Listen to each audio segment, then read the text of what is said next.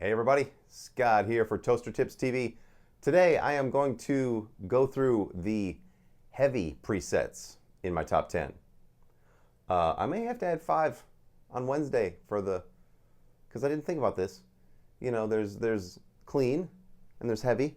There's a whole sea in between of dirty and, you know, stuff like that. So it might have to be top 15. What are you gonna do? Let's do it.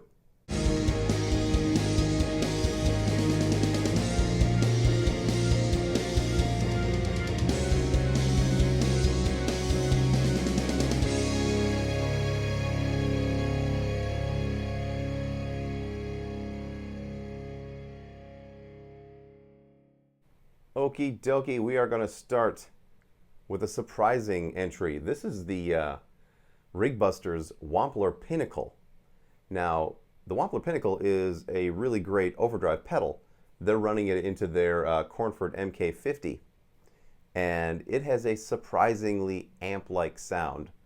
Most overdrive pedals don't feel like the crunch channel of an amp. There have only been, honestly, 3 overdrive pedals that I've ever played that actually felt like an amp. This is one of them. The Wampler Pinnacle, the Radial, Hot British, and Plexi Tube. They're the same circuit. The Plexi Tube is just a 2-channel version of the Hot British. Incredible pedal. I used it for years with my G-System videos. And the TC VPD1, the vintage pre-drive. That thing also feels very amp-like, although not as high gain as the Pinnacle or the Hot British. I like to give the my overdrive sounds the shock me test. So I play the shock me riff. The way that I play it, it's not exactly the same because I've got a floating trem here. You can't do the G the same way Ace does it. So.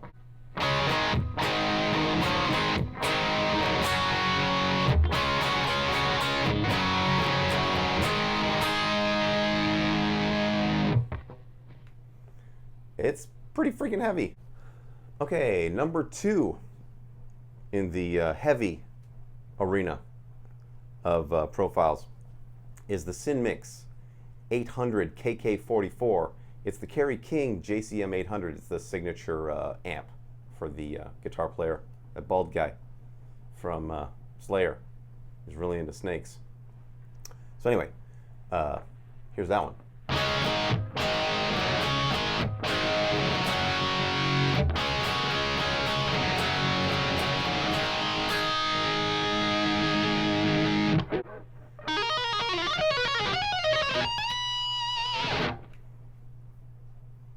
Next is a Michael Wagener profile. This is a Randall KH3, which is, I believe, the Kirk Hammett Randall signature amp. And this is the only one of the Michael Wagener presets or profiles that survived the great the reckoning of 2015 last week, where I went through and checked out all the profiles, got rid of everything I wasn't going to use. So this is pretty sweet. I like this one.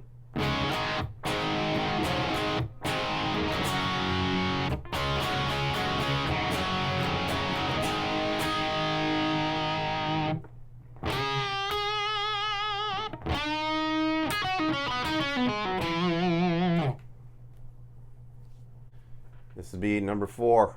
This is the CAA PT100, or the PT100. This is a Michael Britt profile. And it is the big winner as far as the heavy things that I've gotten from Michael Britt. This is by far my favorite. It's got a ton of low end to it.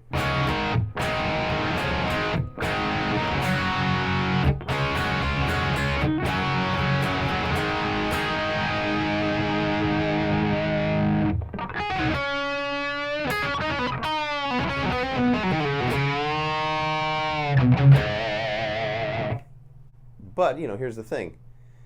A lot of times when you're trying to cut through in a mix, a profile with a ton of low end is not going to cut the mustard. It's not going to get it done.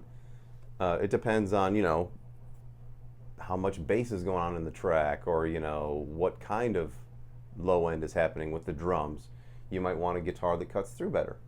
But for me, that one is the best, like, super ballsy heavy rock guitar sound.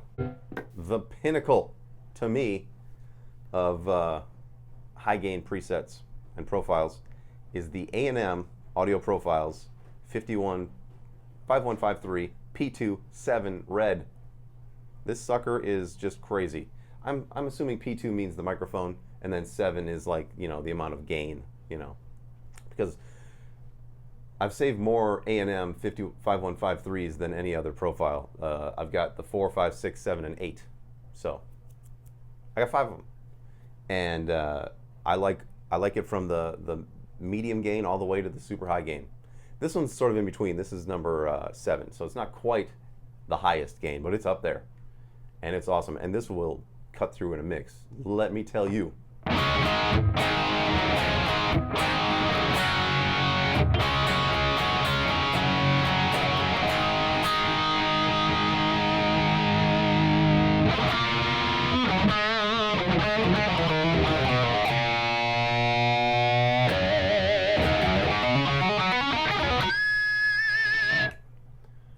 It is super sweet.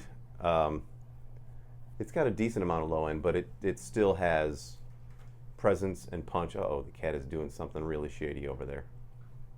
You little monster.